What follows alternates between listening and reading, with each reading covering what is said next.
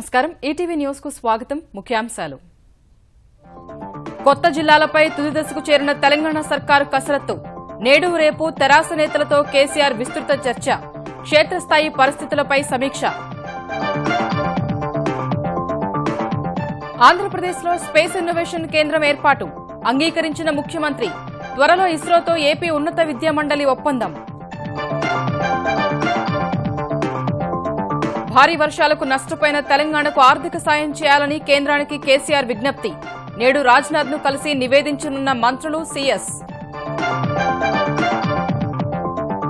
స్వచ్ఛ ఆంధ్రప్రదేశ్ సాధన దిశలో ఏపీ ముందడుగు వ్యక్తిగత మరుగుదొడ్ల నిర్మాణంలో ప్రథమ స్థానం నేడు తిరుపతిలో చంద్రబాబు పర్యటన వాతావరణ పరిరక్షణపై ప్యారిస్ ఒప్పందానికి నేడు కేంద్రం ఆమోదం ప్రకటన చేయనున్న ప్రధాని భారత మద్దతుతో పూర్తి కానున్న అమలు ప్రక్రియ కావేరీ జలాల విడుదలపై సుప్రీం ఆదేశాలను మరోసారి బేఖాతరు చేసిన కర్ణాటక ఏకపక్ష తీర్పు వెలువరించారంటూ పునఃసమీక్ష పిటిషన్ దాఖలు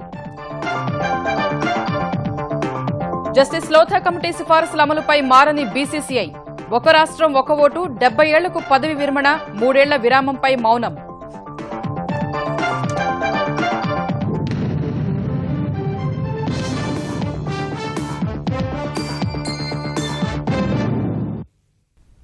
దసరా నుంచి కొత్త జిల్లాల్లో కార్యకలాపాలు ప్రారంభించాలని నిర్ణయించిన తెలంగాణ సర్కారు అందుకు అనుగుణంగానే కసరత్తు వేగవంతం చేసింది ఓవైపు రాజకీయపరమైన కసరత్తు చేస్తూనే మరోవైపు పరిపాలనాపరమైన ప్రక్రియ కొనసాగిస్తోంది తుది ముసాయిదా ప్రకటనకు సిద్దమవుతున్న ప్రభుత్వం కొత్త జిల్లాలు డివిజన్లు మండలాల ఏర్పాటుపై అభిప్రాయ సేకరణ ముమ్మరం చేసింది ఈ మేరకు ముఖ్యమంత్రి కేసీఆర్ ఇవాళ రేపు పార్టీ నేతలతో సమావేశమై క్షేత్రస్థాయి పరిస్థితులు తెలుసుకోనున్నారు దసరా నుంచి కొత్త జిల్లాలు రెవెన్యూ డివిజన్లు మండలాలు ప్రారంభం కావాలన్న లక్ష్యంతో ఉన్న తెలంగాణ సర్కార్ అందుకు అనుగుణంగా చర్యలను వేగవంతం చేస్తోంది పునర్వ్యవస్థీకరణ ముసాయిదాపై వచ్చిన అభ్యంతరాలు సూచనల వడపోత ప్రక్రియ దాదాపు పూర్తి కాగా జిల్లా కలెక్టర్ల నుంచి వచ్చిన నివేదికల పరిశీలన కూడా చివరి దశకు వచ్చినట్లు తెలుస్తోంది వాటి ఆధారంగా పునర్వ్యవస్థీకరణ తుది నోటిఫికేషన్ ఖరారు మాత్రమే మిగిలి ఉండగా ఇందుకు సంబంధించి ముఖ్యమంత్రి కేసీఆర్ గత 2-3 రోజుల నుంచి మంత్రులు ముఖ్య నేతలు ఉన్నతాధికారులతో చర్చిస్తున్నారు క్షేత్రస్థాయిలో ప్రజల అభిప్రాయాలు పరిస్థితిని తెలుసుకునేందుకు పార్టీ నేతలతో సమావేశం కావాలని నిర్ణయించిన ఆయన జిల్లాల వారీగా మంత్రులు ఎంపీలు ఎమ్మెల్యేలు ఎమ్మెల్సీలు జెడ్పీటీసీలు డీసీసీబీ డీసీఎంఎస్ చైర్మన్లు పార్టీ అధ్యక్షులతో ఇవాళ రేపు చర్చించనున్నారు మహబూబ్ నగర్ నల్గొండ రంగారెడ్డి నిజామాబాద్ మెదక్ జిల్లాల నేతలతో ఇవాళ సమావేశం కానున్న కేసీఆర్ రేపు కరీంనగర్ వరంగల్ ఆదిలాబాద్ ఖమ్మం హైదరాబాద్ నాయకులతో సమావేశమవుతారు కొత్త జిల్లాలు డివిజన్లు మండలాల ఏర్పాటుకు సంబంధించి అభిప్రాయాలు క్షేత్రస్థాయి పరిస్థితులు కేసీఆర్ తెలుసుకోనుండగా ప్రభుత్వ ఆమోదం తర్వాత రెవెన్యూ శాఖ పునర్వ్యవస్థీకరణకు సంబంధించి తుది నోటిఫికేషన్ ఇవ్వనుంది ఇదే సమయంలో ప్రతిపాదిత కొత్త కేంద్రాల్లో కార్యాలయాల నిమిత్తం భవనాల ఎంపిక పూర్తి కాగా అవసరమైన మరమ్మతులు కొనసాగుతున్నాయి అటు సిబ్బంది విభజన సర్దుబాటు ప్రక్రియ దాదాపు పూర్తయింది పోస్టుల వారీగా విభజించి వాటన్నింటినీ ఆన్లైన్లో పొందుపరిచారు ఉద్యోగులు సిబ్బందిని సర్దుబాటు చేస్తూ నోటిఫికేషన్ జారీ అయ్యాక ఆర్డర్ టు సర్వ్ ఉత్తర్వులు జారీ చేస్తారు దస్త్రాలు రికార్డుల అసలు ప్రతులను పాత జిల్లా కేంద్రాల్లోనే భద్రపరిచి అవసరమైన వాటిని స్కానింగ్ చేసి కొత్త జిల్లాలకు ఇవ్వనుండగా కొత్త జిల్లాల ఏర్పాటు ప్రక్రియలో భాగంగా కలెక్టర్లు సంయుక్త కలెక్టర్ల బాధ్యతల విభజనకు సంబంధించి ఏర్పాటు చేసిన కమిటీ 2 రోజుల్లో ప్రభుత్వానికి నివేదిక అందించనుంది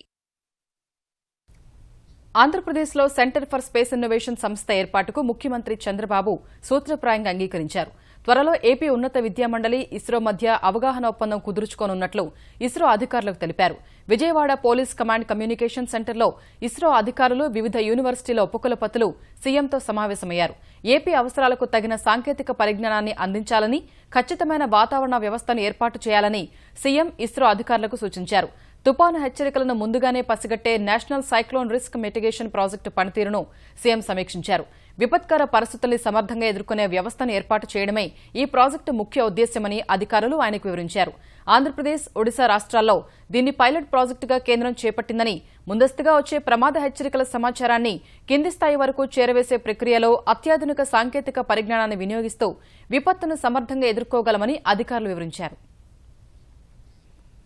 ఈ నెల 3వ తేదీ నుంచి గుంటూరు జిల్లా వెలగపూడి సచివాలయంలో పూర్తిస్థాయి కార్యకలాపాలు సాగుతాయని ఆంధ్రప్రదేశ్ పురపాలక శాఖ మంత్రి నారాయణ తెలిపారు హైదరాబాద్ నుంచి అన్ని శాఖలు వెలగపూడి సచివాలయానికి చేరుకున్నాయన్న ఆయన అధికారికంగా సోమవారం నాడు శాఖలు ప్రారంభిస్తామని వెల్లడించారు. మనకు అక్టోబర్ 3వ తేదీ నుంచి యాక్చువల్గా అధికారులందరూ వెలగపూడిలోని మనం ఏదైతే కట్టామో ఆ బిల్డింగ్లో నుంచి పరిపాలన చేయడానికి అందరూ సంసిద్ధం అవుతున్నారు.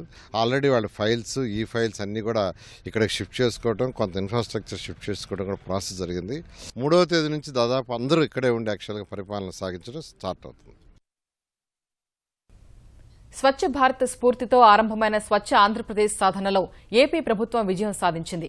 వ్యక్తిగత మరుగుదొడ్లు నిర్మించుకున్న రాష్ట్రాల్లో ఆంధ్రప్రదేశ్ అగ్రస్థానంలో నిలిచింది. తిరుపతిలోని మహతి కళాక్షేత్రంలో జరిగే ఓ కార్యక్రమంలో ముఖ్యమంత్రి చంద్రబాబు ఈ మేరకు పట్టణ ప్రాంతాలను బహిరంగ మల విసర్జన రహిత ప్రాంతాలుగా ప్రకటిస్తారు. ఏపీలో మొత్తం 110 పురపాలక సంస్థలు ఉండగా వాటిలో 102 బహిరంగ మల మూత్ర విసర్జన లేని ప్రాంతాలుగా అర్హత సాధించగా తిరుపతి కార్యక్రమంలో చంద్రబాబు వాటి వివరాలను వెల్లడించనున్నారు. అనంతపురం, చిత్తూరు, తూర్పుగోదావరి, గుంటూరు, కృష్ణా, కర్నూలు జిల్లాల్లో 90% పైగా మరుగుదొడ్ల నిర్మాణం పూర్తి కాగా ఇతర జిల్లాల్లో నిర్మాణాలు వేగంగా సాగుతున్నాయి. పట్టణాల్లో ఇకపై ఎవరూ బహిరంగ విసర్జనకు పాల్పడినా కఠిన చర్యలు తీసుకునేలా నిబంధనలు రూపొందించారు. భారీ జరిమానాలు విధిస్తారు. స్వచ్ఛతలో గుజరాత్ అనుసరించిన విధానాలను అమలు చేసేలా ప్రణాళికలు సిద్దం చేశారు. తిరుపతిలోనే నిర్వహించే మరో కార్యక్రమంలో తెలుగుదేశం సర్కారు ప్రతిష్టాత్మకంగా తీసుకున్న చంద్రన్న బీమా పథకాన్ని చంద్రబాబు ప్రకటిస్తారు. కావేరీ జలాలను విడుదల చేయాలన్న సుప్రీంకోర్టు ఆదేశాలను పాటించరాదని కర్ణాటక ప్రభుత్వం నిర్ణయించింది. తమిళనాడుకు కావేరీ నీరు విడుదల సహా న్యాయస్థానం ఇచ్చిన 3 ఆదేశాలపై రివ్యూ పిటిషన్ దాఖలు చేసింది.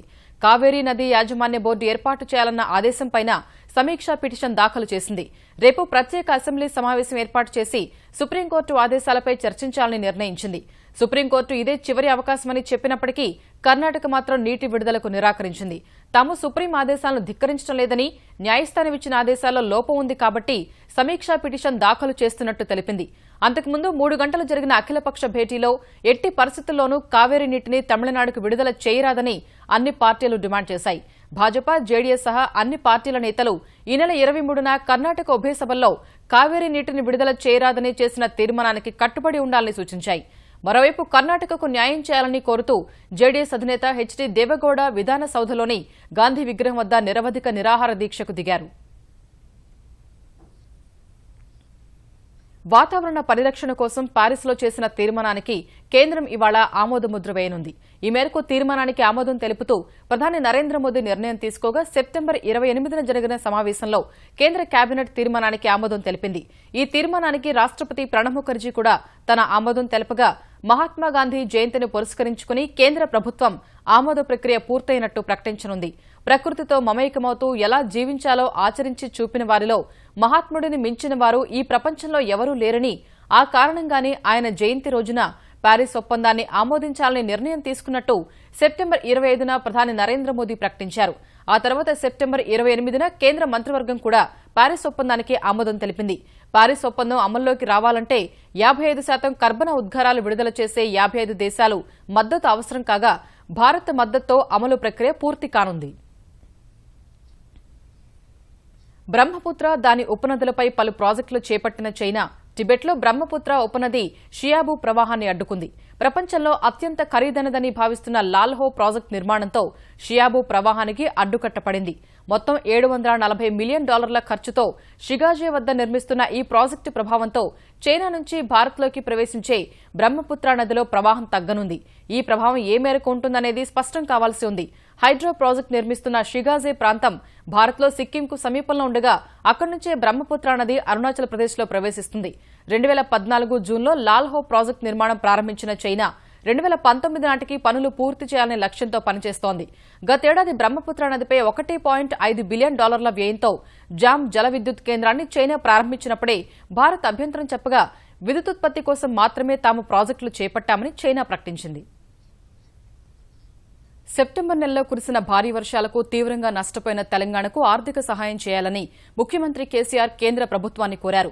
ఈ మేరకు కేంద్ర హోంమంత్రి రాజ్నాథ్ సింగ్ కు ఫోన్ చేసిన ముఖ్యమంత్రి జరిగిన నష్టాన్ని ఆయనకు వివరించారు. అంతకుముందు ముఖ్యమంత్రి కార్యాలయంలో వర్షాల కారణంగా జరిగిన నష్టంపై ఉప ముఖ్యమంత్రి మహమూద్ అలీ, ఆర్థిక శాఖ మంత్రి ఈటల రాజేందర్, ప్రభుత్వ ప్రధాన కార్యదర్శి రాజీవ్ శర్మలతో సమీక్షా సమావేశం నిర్వహించారు. అన్ని జిల్లాల నుంచి వచ్చిన సమాచారం ఆధారంగా రూపొందించిన నివేదికను కేసీఆర్ పరిశీలించారు. ముఖ్యమంత్రి ఆదేశాలతో మంత్రులు మహమూద్ అలీ, ఈటల, సీఎస్ రాజీవ్ శర్మ ఇవాళ ఢిల్లీ వెళ్లనున్నారు. కేంద్ర హోంమంత్రి రాజ్నాథ్ సింగ్ ను కలిసి వర్షాల కారణంగా జరిగిన నష్టంపై నివేదికను సమర్పించనున్నారు. ఇటీవల కురిసిన భారీ వర్షాలకు నష్టపోయిన పంటలపై శాస్త్రీయ సర్వే నిర్వహించి రైతులకు తగిన పరిహారం చెల్లించాలని తెలుగుదేశం తెలంగాణ శాఖ ప్రభుత్వాన్ని డిమాండ్ చేసింది. పంట నష్టపోయిన రైతులను ఆదుకోవాలని కోరుతూ వ్యవసాయ శాఖ ముఖ్య కార్యదర్శి పార్థసారథికి వినతి పత్రం అందజేసిన పార్టీ నేతలు రాబోయే రబీ సీజన్కు ఇప్పుడే ప్రణాళిక రూపొందించి రైతులను ముందుగానే సిద్దం చేయాలని కోరారు. రైతుల రుణమాఫీపై ప్రభుత్వం మాట తప్పిందన్న తెలుగుదేశం తెలంగాణ పార్టీ కార్యనిర్వాహక అధ్యక్షుడు రేవంత్ రెడ్డి బ్యాంకులకు వెంటనే బకాయిలను చెల్లించాలని డిమాండ్ చేశారు. రాష్ట్ర ప్రభుత్వం బ్యాంకులకు రైతుల రుణాలను చెల్లించకపోవడం వల్ల రైతులకు బ్యాంకులు కొత్త రుణాలు ఇవ్వడం లేదు. ఈనాడు రైతుల ఆత్మహత్యలకు ప్రధానమైన కారణం ప్రైవేటుగా ఎక్కువ వడ్డీకి రుణాలు తెచ్చుకోవడం వల్ల ఈనాడు రైతు ఆత్మహత్యలు జరుగుతున్నాయి. ముఖ్యమంత్రి గారు అభివృద్ధి ముసుగులో తన రాజకీయ అవసరాలకు పార్టీ ఫిరాయింపులు చేసిన వాళ్లకు నిధులు ఇవ్వడానికి పెట్టుకున్న 4,750 కోట్ల రూపాయల స్పెషల్ డెవలప్మెంట్ ఫండ్ ను ఇవాళ బ్యాంకులకు చెల్లిస్తే 100% రైతులకు రుణమాఫీ జరుగుతుంది. కొత్త జిల్లాల ఏర్పాటుపై తుది నిర్ణయం తీసుకునే ముందు మరోసారి అఖిలపక్షం నిర్వహించి పార్టీల అభిప్రాయాలను తీసుకుంటామన్న ముఖ్యమంత్రి కేసీఆర్ మాట తప్పారని శాసనమండలి విపక్ష నేత షబ్బీర్ అలీ విమర్శించారు. జిల్లాల ఏర్పాటులో శాస్త్రీయత పాటించలేదని మండిపడిన షబ్బీర్ అసెంబ్లీ సమావేశాలు విపక్షాలంటే ముఖ్యమంత్రి పారిపోతున్నారని విమర్శించారు. అసెంబ్లీ నిర్వహణపై బీఏసీలో హామీ ఇచ్చి మాట మార్చిన ముఖ్యమంత్రిపై సభా హక్కుల ఉల్లంఘన నోటీసు ఇవ్వనున్నట్లు తెలిపారు. రాష్ట్రంలో ప్రజాస్వామ్యం ఉన్నదా లేదా అని కూడా తెలియదు. మరి ముఖ్యమంత్రి గారు రేపు కేబినెట్ పెట్టి నోటిఫికేషన్ ఇస్తున్నారని అంటున్నారు. మరి ఆల్ పార్టీ మీటింగ్ ఎక్కడ పోయింది ముఖ్యమంత్రి గారు? అంటే ప్రజాస్వామ్యంలో మీరు మీకు అంత గుమ్మండు అరగెన్సీ ఎందుకు అంతగనం? అంటే నేనే మొనగాని ఇంకెవరు లేరు, ఏ రాజకీయ పార్టీ లేదని అనుకుంటున్నారా? మీరు ఇచ్చిన మాటకు మీరు విలువ లేకుంటే దయచేసి ఇలాంటి ముఖ్యమంత్రి అబద్దాలు కొత్త తెలంగాణ మొట్టమొదటి రాష్ట్రంలో ఇలాంటి ముఖ్యమంత్రి అని రాకుండా మీరు ఇచ్చిన వర్డ్స్ కు ఆనర్ చేయండి. బతుకమ్మ సంబురాలతో తెలంగాణ పూలవనాన్ని తలపిస్తోంది. రెండో రోజు అటుకుల బతుకమ్మను మహిళలు ఆనందోత్సాహాలతో జరుపుకున్నారు. హైదరాబాద్ తెలంగాణ భవన్లో తెరాస మహిళా విభాగం ఆధ్వర్యంలో బతుకమ్మ వేడుకలు ఘనంగా జరిగాయి. ఉపసభాపతి పద్మా దేవేందర్ రెడ్డి, కరీంనగర్ జడ్పీ చైర్మన్ తుల ఉమ, ఆర్థిక మంత్రి ఈటల రాజేందర్ సతీమణి జమున సహా మహిళా నేతలు ఉత్సాహంగా బతుకమ్మ ఆడారు. నాంపల్లిలోని ఇంటర్ బోర్డు కమిషనర్ కార్యాలయంలో మహిళా ఉద్యోగులు, విద్యార్థినులు కోలాటాలు వేస్తూ హుషారుగా బతుకమ్మ ఆడారు. ఆదిలాబాద్ జిల్లాలో బతుకమ్మ ఉత్సవాలు మిన్నంటాయి. ముథోల్, మందమర్రిలో సంప్రదాయ దుస్తుల్లో చిన్నారుల సాంస్కృతిక ప్రదర్శనలు ఆకట్టుకున్నాయి. నిజామాబాద్ జిల్లా బోధన్లో ఆనవాయితీ ప్రకారం రెండో రోజే సద్దుల బతుకమ్మను నిర్వహించారు. కరీంనగర్ జిల్లాలో పూల పండుగ ఘనంగా జరిగింది. ఖమ్మం జిల్లా వ్యాప్తంగా ప్రకృతి పండుగ జోరుగా సాగింది. కొత్తగూడెం, ఇల్లెందు, మణుగూరులో బతుకమ్మ వేడుకలు నిర్వహించారు. మహబూబ్ నగర్ జిల్లాలో మహిళల బతుకమ్మ ఆటపాటలు అంబరాన్నంటాయి. ఓరుగల్లు జిల్లా బతుకమ్మ సంబరాలతో మురిసిపోయింది. హన్మకొండ, ఖానాపురం, దంతాలపల్లిలో తెలంగాణ జాగృతి ఆధ్వర్యంలో జరిగిన వేడుకల్లో మహిళలు, యువతులు పెద్ద ఎత్తున పాల్గొన్నారు.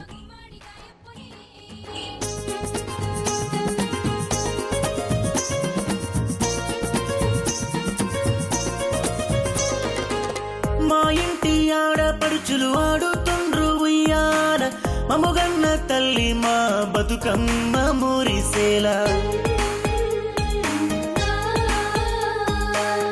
ఆడేటి అమ్మ లక్కల నోములన్నీ పండేల, దీవించమ్మ గౌరీ దినదినము వర్ధిల్లేలా.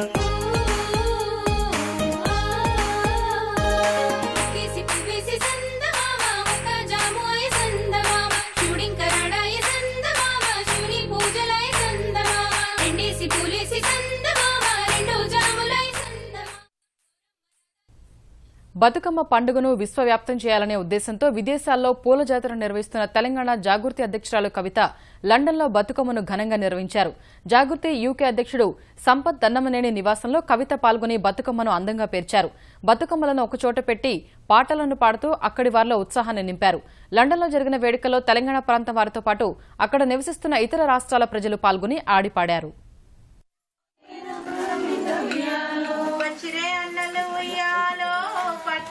దాటి ఉయ్యాలో వచ్చే అన్నలు ఉయ్యాలో పట్నము గౌరమ్మ గౌరతో ఏమున్నది గౌరమ్మ గౌరతో ఏమున్నది గౌరమ్మ బెజవాడ కనకదుర్గమ్మ సన్నిధిలో తొలి రోజు దసరా ఉత్సవాలు వైభవంగా సాగాయి. ఉత్సవాల్లో తొలిసారిగా గంగా సమేత దుర్గా మల్లేశ్వర స్వామివార్ల ఉత్సవమూర్తులను ఇంద్రకీలాద్రి పరిసరాల్లో ఊరేగించారు. శివాలయం నుంచి ప్రారంభమైన ఊరేగింపు అర్జున వీధిలోని కళామందిరం మీదుగా సాగింది. అనంతరం విజయేశ్వర స్వామి ఆలయం దుర్గాఘాట్ మీదుగా ఇంద్రకీలాద్రిపైకి తీసుకొచ్చారు. ఈ సందర్భంగా కోలాటాలు, కేరళ డోలు వాయిద్యాలు, హెక్సాఫోన్తో సందడి వాతావరణం నెలకొంది. ఇవాళ అమ్మవారు బాలా త్రిపుర సుందరి దేవిగా దర్శనమిస్తారు. 3 ఏళ్ల చిన్నారి బాలికా రూపాన్ని తలపించేలా అమ్మవారు చిరునవ్వులు చిందిస్తూ భక్తులకు కనిపిస్తారు. ఈ రూపంలో అమ్మవారిని దర్శించుకోవటం వల్ల కార్యసిద్ధి, జ్ఞాన సముపార్జన చేకూరుతుందని విశ్వాసం.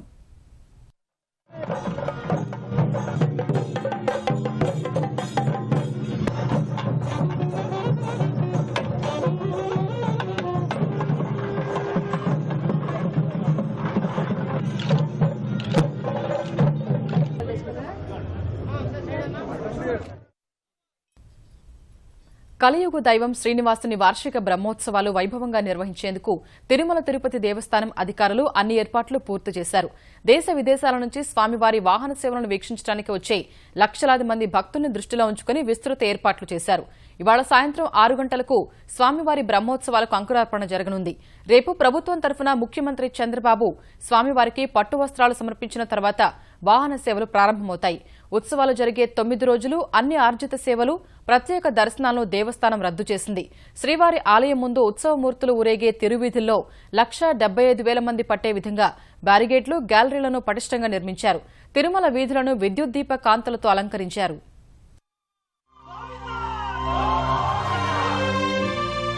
అదివో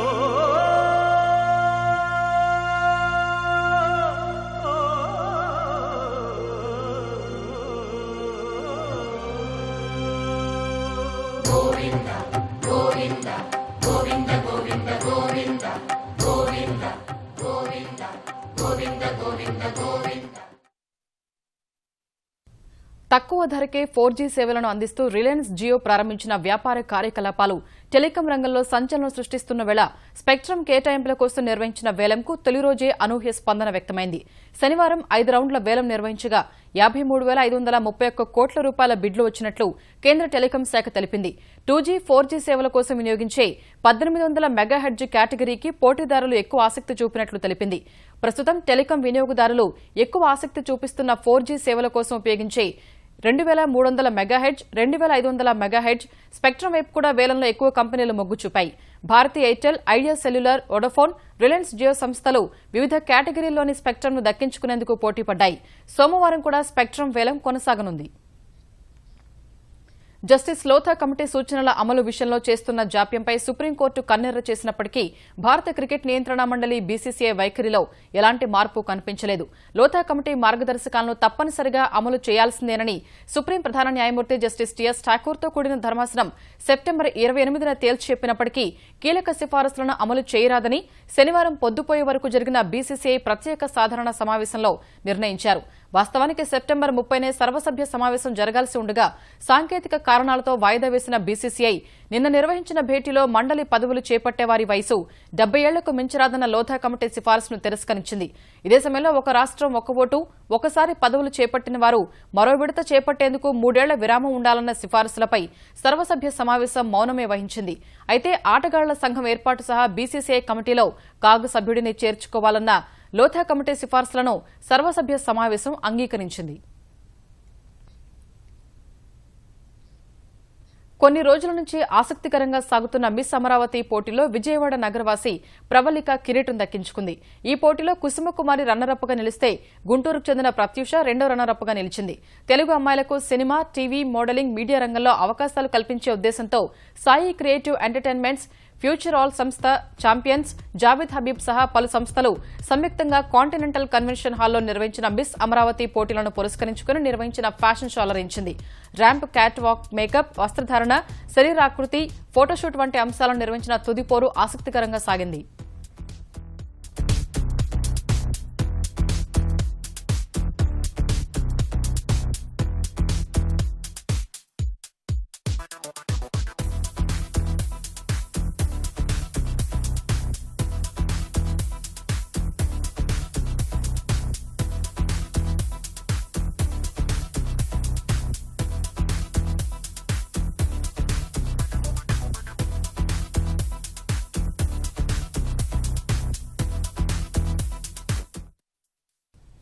అటు విజయవాడ రోటరీ మిడ్ క్లబ్ నిర్వహించిన చేయూత కార్యక్రమం ఆద్యంతం అందరినీ అలరించింది. మహిళల్లో దాగిన ప్రతిభను వెలికితీసే లక్ష్యంతో పలు సంస్కృతి పోటీలు నిర్వహించారు.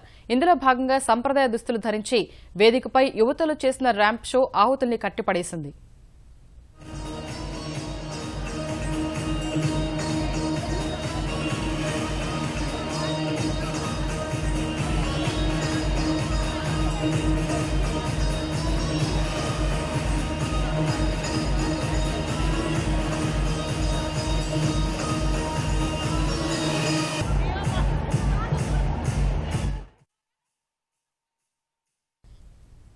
ముఖ్యాంశాలు మరోసారి. కొత్త జిల్లాలపై తుది దశకు చేరిన తెలంగాణ సర్కారు కసరత్తు. నేడు రేపు తెరాస నేతలతో కేసీఆర్ విస్తృత చర్చ. క్షేత్రస్థాయి పరిస్థితులపై సమీక్ష. ఆంధ్రప్రదేశ్లో స్పేస్ ఇన్నోవేషన్ కేంద్రం ఏర్పాటు అంగీకరించిన ముఖ్యమంత్రి. త్వరలో ఇస్రోతో ఏపీ ఉన్నత విద్యామండలి ఒప్పందం. భారీ వర్షాలకు నష్టపోయిన తెలంగాణకు ఆర్థిక సాయం చేయాలని కేంద్రానికి కేసీఆర్ విజ్ఞప్తి. నేడు రాజ్నాథ్ ను కలిసి నివేదించనున్న మంత్రులు సీఎస్. స్వచ్ఛ ఆంధ్రప్రదేశ్ సాధన దిశలో ఏపీ ముందడుగు. వ్యక్తిగత మరుగుదొడ్ల నిర్మాణంలో ప్రథమ స్థానం. నేడు తిరుపతిలో చంద్రబాబు ప్రకటన. వాతావరణ పరిరక్షణపై పారిస్ ఒప్పందానికి నేడు కేంద్రం ఆమోదం. ప్రకటన చేయనున్న ప్రధాని.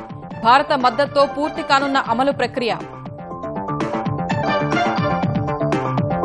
కావేరీ జలాల విడుదలపై సుప్రీం ఆదేశాలను మరోసారి బేఖాతరు చేసిన కర్ణాటక. ఏకపక్ష తీర్పు వెలువరించారంటూ పునఃసమీక్ష పిటిషన్ దాఖలు. జస్టిస్ లోథా కమిటీ సిఫారసుల అమలుపై మారని బీసీసీఐ.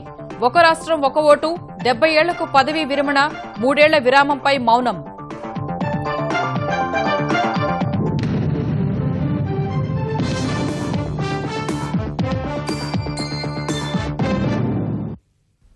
ఈటీవీ న్యూస్ సమాప్తం. నమస్కారం.